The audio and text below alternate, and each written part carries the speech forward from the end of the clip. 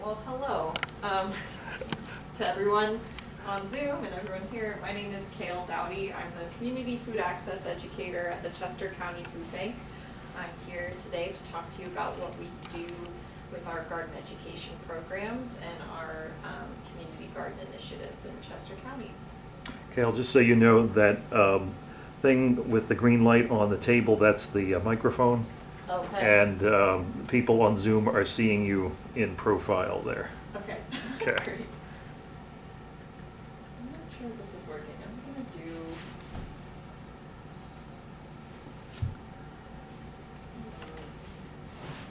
The clicker's not working? Yeah.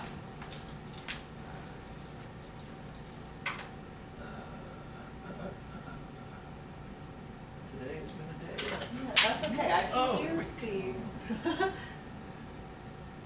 I can use the mouse. Oh, okay. Yeah, that'll work. Okay, so first things first. Thank you everyone for bearing with us. Yep. Oh, hello. Now it's working. Now again. it's working. Okay, it just needed to get Just the needed to battery get shaken up a little. dropped. Yes, right. Sometimes that happens. So first to start, and if you want to answer on Zoom, I don't know that I'll see that, but hopefully you'll still enjoy this. So pop quiz, what plant family do radishes belong to? So is it A, the carrot family, the umbel family, B, brassica family, which is the cabbage family, or C, allium family, which is onions? Folks on Zoom, you can type into the chat. Oh, yeah. We have one guess for umbel for carrot family. I'll say allium. Alliums, we have one guess for alliums. Anybody on Zoom want to chime in?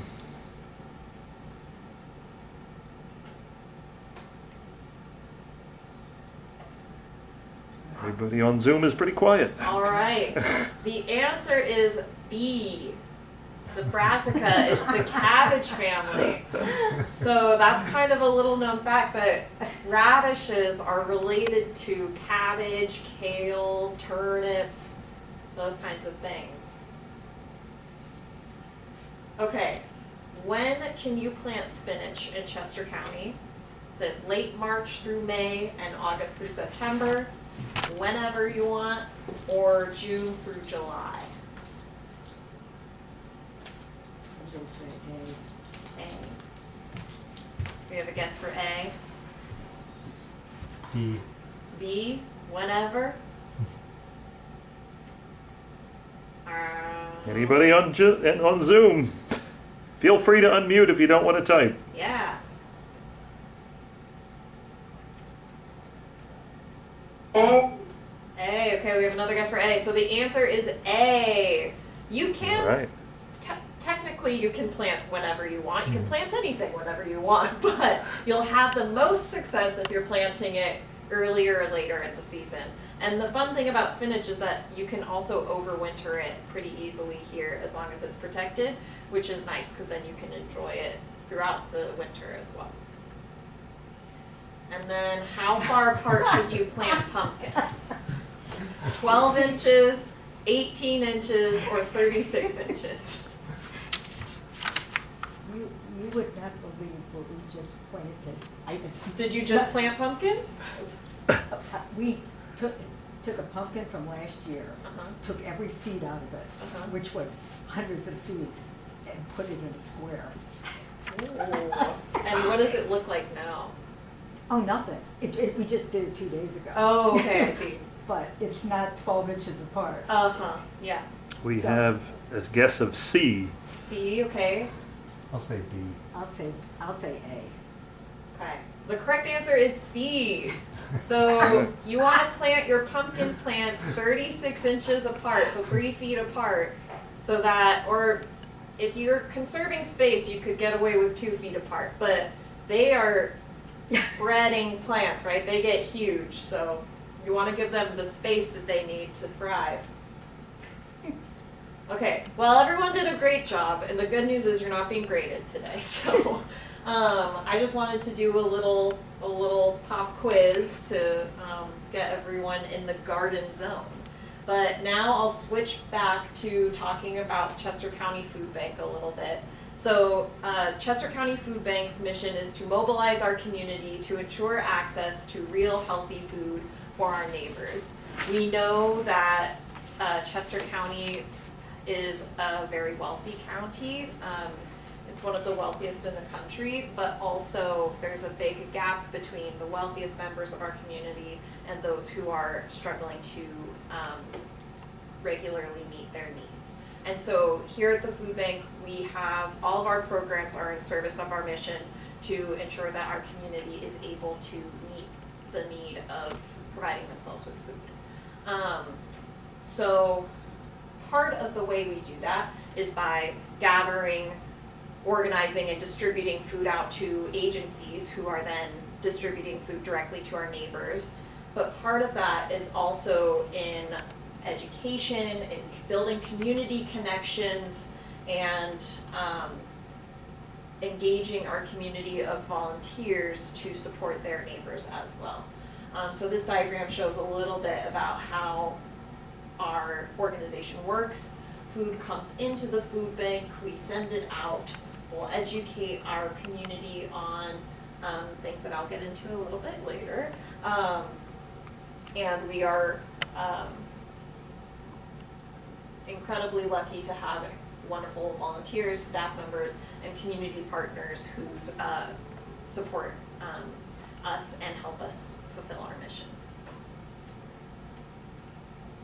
So within the food bank, we have food access, education, and workforce development initiatives in addition to our food distribution, right? So our Fresh to You mobile market, some of you may have seen it here in Phoenixville at the rec center through the summer. We go to locations around Chester County and provide Pennsylvania grown produce for our neighbors at an affordable cost. And that is also where, if you kind of skip down, we'll do taste it food demonstrations where we have a recipe printed out and we have a sample of that recipe so people can know what it tastes like before they make it. And our fruit and vegetable prescription program where we partner with health service agencies around the county to provide people with funding to be able to buy fruits and vegetables, and they can do that at the mobile market. We also do Eat Fresh cooking and wellness classes, which is a long-term how to feel empowered in the kitchen series of courses. So people learn how to use different kitchen tools, they'll do like knife skills, they learn how to use different kinds of foods, whether it's fresh produce or grains, and the goal of those classes is to make people feel more comfortable cooking for themselves using those fresh ingredients. And then we also have a culinary workforce development program where individuals come in for a longer term training program where they're set up with the skills needed to get a job in the culinary industry. And our focus for today is the Raised Bed Garden Partner Program and our garden education initiatives. Some nice pictures and stuff. So in 2009, we started with 6 garden partners and have since then contributed to the growth of over 100 gardens around Chester County. Currently, we are serving, the number changes with more people coming on. So we're around, I think, 55, 57 gardens that we support. But over time, we have helped to steward over 100 gardens since 2009. We generally will distribute over 50,000 seedlings, 50,000 young plants to those gardens, and over 30,000 pounds of produce is grown collectively amongst all of our garden partners throughout the season.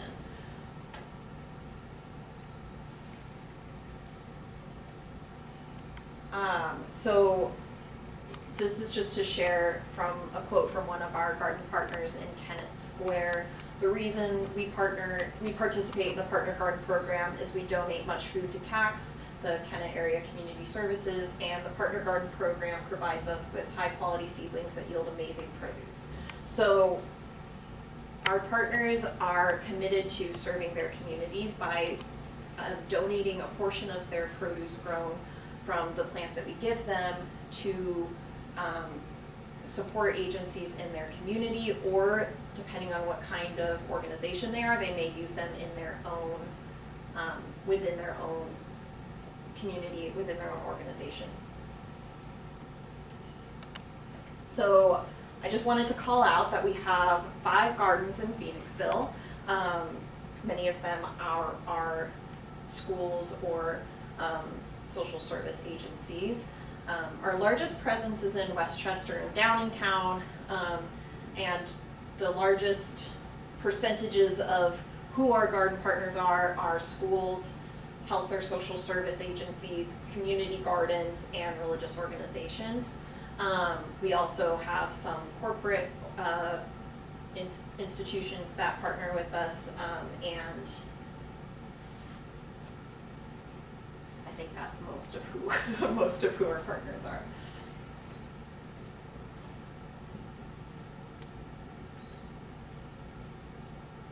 I also wanted to call out that we conducted a community needs assessment this past year in 2023 to get a sense of what the experience of our neighbors in Chester County are, an updated experience, and what their current needs are.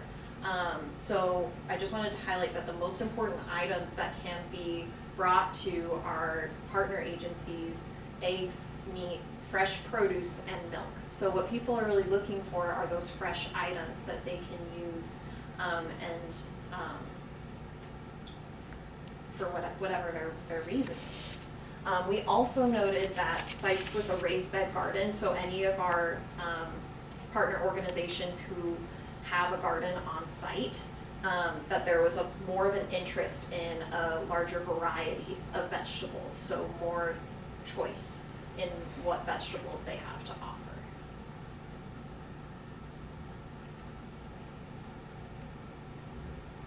Part of our programming since we started in 2009 and now, a huge emphasis has been on youth garden education.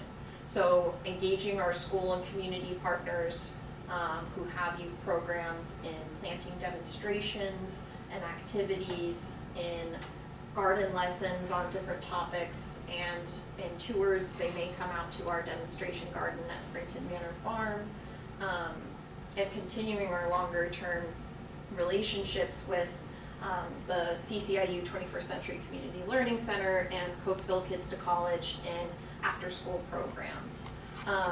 So one thing that I really like to do when I do garden education is connect what we're talking about with something they may be talking about in the classroom.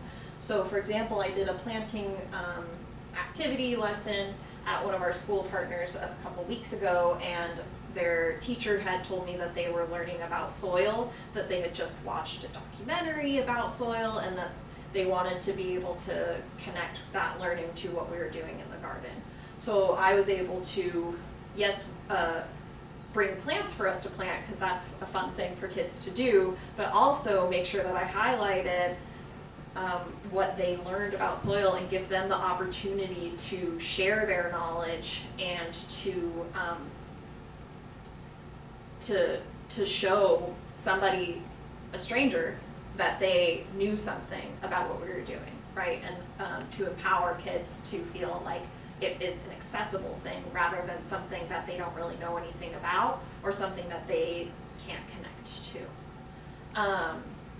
And then another thing I wanted to mention is when we do a huge strategy of mine is to support the youth in making connections themselves. So I'm going to give them information, and I want to see how they can apply it or how they can work through what we're talking about to make the connection. An example I like to use is I was at one of the after school programs, the 21st Century program, and we were talking about Three Sisters gardening. which is a method of gardening that has roots way back in indigenous communities. And it's the process of planting corn, beans, and squash all together. They provide services to each other. So what we were trying to learn is how can plants help each other? Can plants work together? Are they, if you plant things there, are they separate entities, or how can we look at it as a whole system, right? So we were using that planting method as an example. And so we learned the different qualities of corn, different qualities of beans, different qualities of squash. We talked about what they need individually. And then the question was, if we planted them all next to each other, how could they support each other? What would happen? And it was really fun to watch, rather than just saying, okay, here's how they work together, to give the information and then have the students figure it out like a puzzle. And so with that, again, it's a sense of empowerment that, oh, I learned this stuff and now I can like figure it out and work through it. We'll use math when we talk about how you're planning your garden and how you need to space your plants. For example, if you have 8 feet of space in your garden and you need to plant your pumpkins 36 inches apart, how many plants can you put into your garden, right? So we're using math, we're using science, and I will admit I haven't figured out how to put much like arts and humanities into it, but we're working on it. So this year we are working on creating a survey that we can give to students so that they can give us feedback on their experience, and we can maybe improve what we're doing so that they're better able to meet the intended learning outcomes. And I wanted to share this quote from one of our partner schools, that a moment where they felt the impact of their garden on the community was hearing students tell them about the gardens they have started at home based on their experience in the school garden, and feeling welcomed and appreciated in neighborhoods while delivering produce. So it also gives the students and the kids that are engaging with it a sense that they are participating in their community. So our after school programs, this year we piloted going weekly to the after school programs, except for holidays, program closures, or illnesses on the staff part.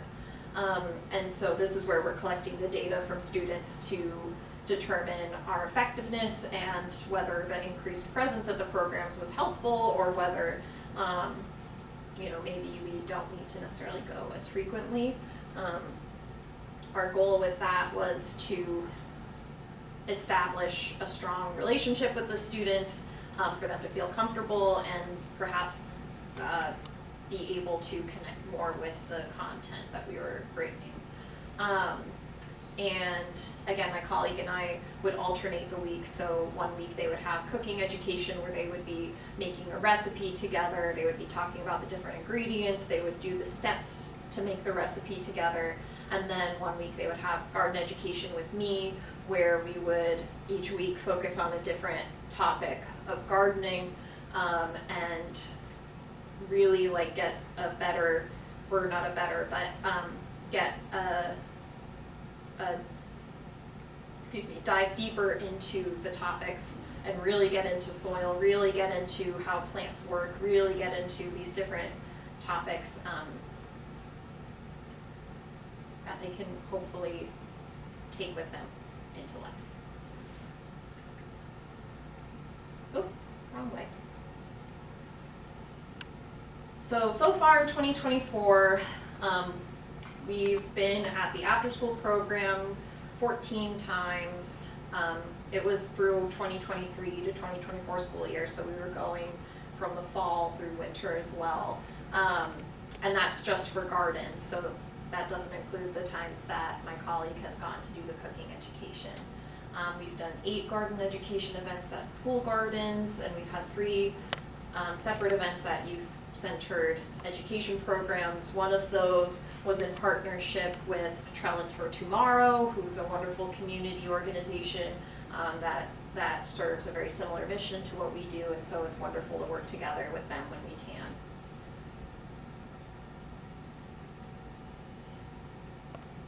So, I hope I'm not going through this too fast, but We went to this at the senior center. you did. It was awesome. Oh, wonderful. So, sorry to interrupt. No, please, please. So, Seed to Supper is our adult education series. So, I will say, I think I didn't put this in here. We do workshops that are marketed to adults as well, that are maybe on one specific topic. So, we've done compost workshops, we've done seed saving workshops, but our primary program is called Seed to Supper, which is a program that was started by the Oregon Food Bank and the Oregon State University Extension Master Gardener program, where they wanted to create a curriculum that was for beginning gardeners on a budget. And it was successful in Oregon, and they made that curriculum accessible to extension services and food banks around the country, where they said, tailor this to your area, to your environment, and we want to see more of this comprehensive garden education out in communities. So with the Penn State Extension Master Gardeners here in Chester County, we facilitate this program. Oftentimes the volunteer facilitators for Seed to Supper are Master Gardeners and are connected with us through that program. But we also have other community members who are beginning gardeners themselves, or they may describe themselves as beginning gardeners even though they have a lot of experience to share. Or occasionally it's food bank staff that goes out and leads these courses for beginners. The courses are free to the host sites and they're free to participants, which is huge and really important to us to make this information accessible to our neighbors. So our goal through this program is to empower the participants to be able to go out and do their gardens and have a resource to refer to if they feel overwhelmed or not sure what to do or not sure where to start. And I'm glad that you found that the course was awesome. That's good to hear. And it's wonderful to me, I just led a few of these myself. It's wonderful to me to see how excited people get about gardens and how the class may draw, it's marketed for beginners, but it also may draw people who've been gardening for years and just want to learn a little bit more about what's going on in the garden, or they want to meet people who are interested in gardening, or they want to like refresh on things. So it's a wonderful, it draws a wonderful audience of participants. We also often, depending on what time of year the courses run, we often will provide seedlings or seeds to folks at the end of the course to give them a little head start. There are two sets of classes that we run with Seed to Supper. So we have two one-time classes that we run. It's a vegetable gardening for beginners. It gives an overview of a garden calendar, when you should do things, and it also gives you kind of a brief overview of what to do in the garden throughout the season.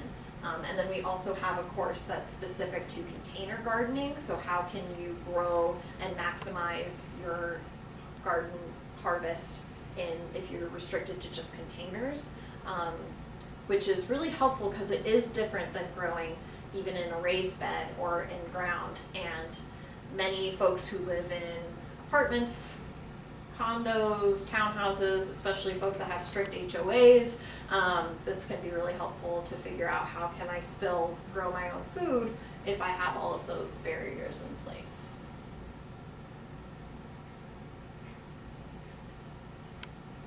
And then the kind of well, I guess there's no part of Seed to Supper that's better than the other, but I think one of the wonderful things is the 6-week course. So it's a lot of the same information that's covered in the one-time sessions, but you get to go deep into it each week. So week 1, you talk about planting the garden, which is often one that people that I've found are not necessarily doing. I like to refer to it as like seeds to the wind gardening can be successful, and I have rarely had a lot of success with that, where you just are kind of like, oh, I'll throw stuff in here and see what happens. I'm a planner, and so I like to have a framework to work with, and it doesn't work for everybody, and that's okay. If Seeds to the Wind works for you, that's wonderful. But this gives a sort of structure of how people can plan their garden. We'll get into how to take care of your soil. Soil is the foundation of our garden. It's the foundation of our food system in its entirety. Not in its entirety, but many of the things that we eat are dependent on healthy soil, including vegetables, including animals. And so it talks about how important soil is and how to maintain healthy soil so you can have healthy plants. We talk about planting, maintenance, harvesting, and pests, and sharing local resources. So it's a lot to commit to 6 weeks, but in my experience, anyone who's participated in it, while it's a long time, has also found it very valuable and gets a lot of rich information from the course. So I have another quiz question for you. It's the last one. It's not based on anything really that I talked about, so if you weren't paying attention fully, that's okay. What is the name of this vegetable? Is it celeriac, kohlrabi, or rutabaga? It's definitely kohlrabi. Okay, we've got one for kohlrabi. Anyone on Zoom want to chime in? I'll say kohlrabi. You think kohlrabi? Mm-hmm. Okay.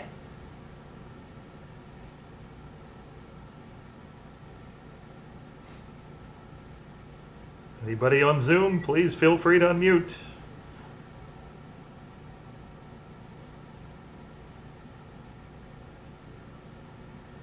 That's okay. I'll give it to you. It's kohlrabi. Maybe I should change it. I feel like kohlrabi's gotten a little more popular. It's not as unknown as it once was. Yeah, right. So next time I'll throw a picture of celeriac up there and Oh, see I if know you can celeriac. pick that one out. You got that one too? Oh, I would know celeriac and Okay. rutabaga. It's like Okay. one of my, well, I love vegetables, so I can't even say Me it's my too. top one. I'm with you. And that's all. So if anyone has any questions about our programs or anything like that, please, if you are on Zoom, if you want to put your question in the chat or chime in, unmute, Yep, please do. feel free, and yeah. This is just, just a question. Sure. What is your top 3 most popular vegetables that you give out? Do you ever keep track of? Yeah. Yeah, let's say, what are the top 3 ones that you are most popular? So I'll repeat for folks that are on Zoom. So the question was, what are top 3 vegetables that we give out are you, so just so I clarify, top 3 vegetables that we give out to agencies that we distribute to the community, or top 3 that we give to the gardens to grow? Oh, I was just thinking in terms of when people say that they like something. Oh, okay. But I guess the top 3 that you give out to the local gardens. Yeah, I think I can answer both questions. So I don't know for sure as far as what the most requested vegetable from agencies for their neighbors is. I should know those. This makes me think or maybe I want to know that answer. But I know that lettuce and spinach and those kind of fresh greens are something that people like. Collard greens are one that we grow a lot of, and we also distribute a lot of those. Scallions, green onions, cilantro, carrots, fruit when we have, so at Fresh to You at our mobile market, when we have fruit, people love that. And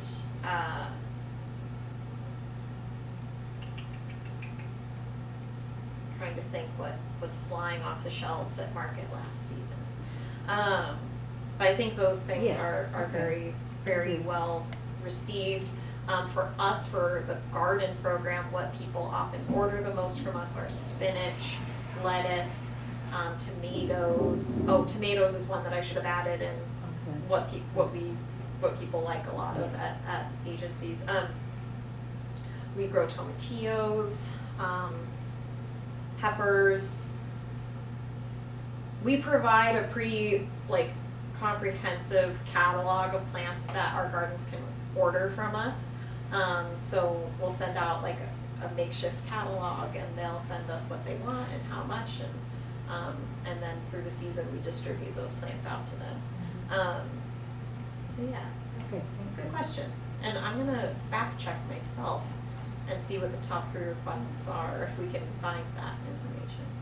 I imagine they've collected it, and I just don't Yeah, know. yeah. Yeah. No, that was good, thank you. How about fruits? Hi, I have a question. Go ahead. on Zoom.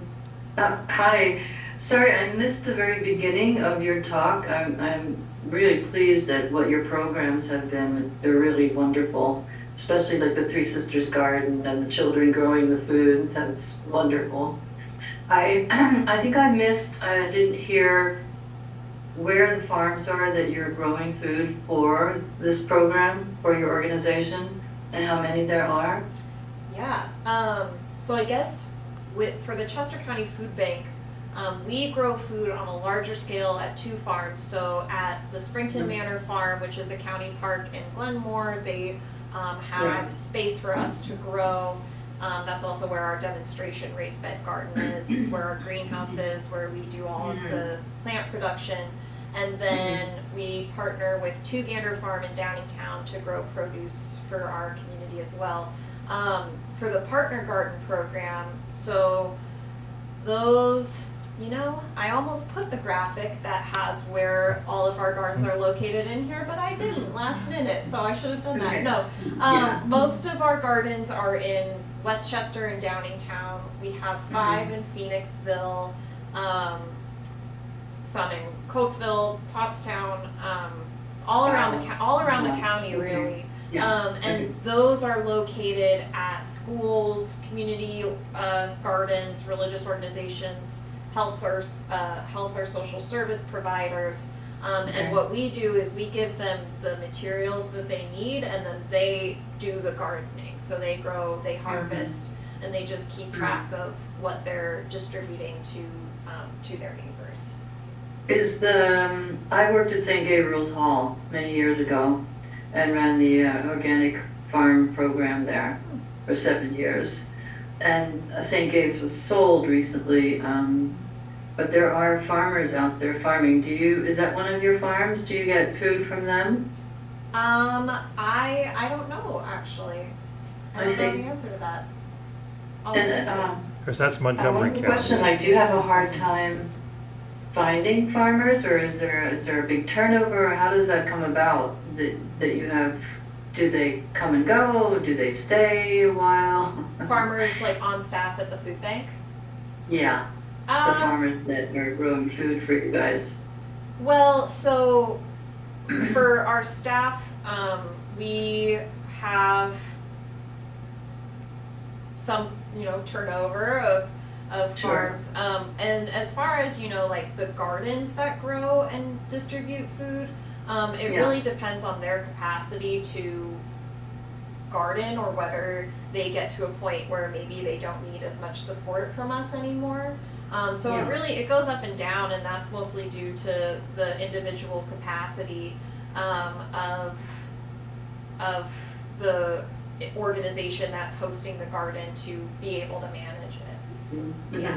So it's been high. Like I said, we've contributed to the growth of 100 at one time over our program's life, and it's less now. But again, I think that just is all Mhm. situational as far as what people need or can do with their garden program. Do you buy seeds or do you get seeds contributed to you from various places? How do you get your seeds? We purchase seeds. Some Okay. people donate seeds, but and those are very appreciated. Yeah. Not in quantities that we need them though. Mhm. Thank you. Yeah. Anyone else on Zoom with a question?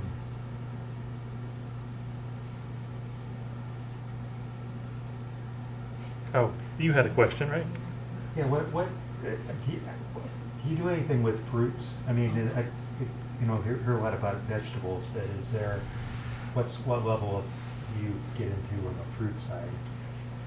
So we do distribute fruit out Okay.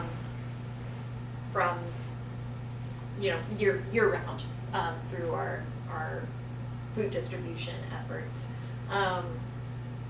We, as far as what we grow ourselves, well, I guess I'll say at Fresh to You, Pennsylvania grown fruit that we can get, which is often apples, we will have at the Fresh to You markets, or things that are grown in this area. Oftentimes we have people asking for things that are not Pennsylvania grown, so we don't distribute them at that market. And then as far as what we grow, we don't really grow fruits, mainly because it's a totally different ball game, fruit growing, and we don't really have that kind of capacity. We have raspberries and blueberries at the demonstration garden, but those don't necessarily produce enough to make a huge difference. But we do distribute fruits out through our efforts, and that's one thing that we often wish we could provide more at the Fresh to You market, but we do what we can. Yeah.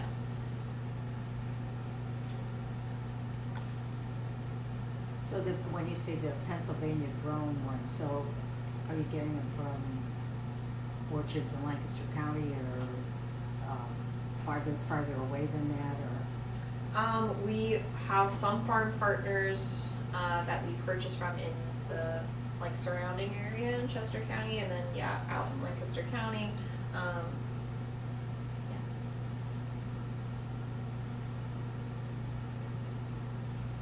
Okay, with no further questions. Thank you so much, Kale. Thank you, everybody. Chester County Food Bank, great organization. They've been a partner organization with this series, Community Gardening Around the Village, which the library has been producing the last several years, and I'll talk to you more about that Seed to Supper program and maybe getting that here. But thank you all for Thank you. attending on Zoom and here in person. Thank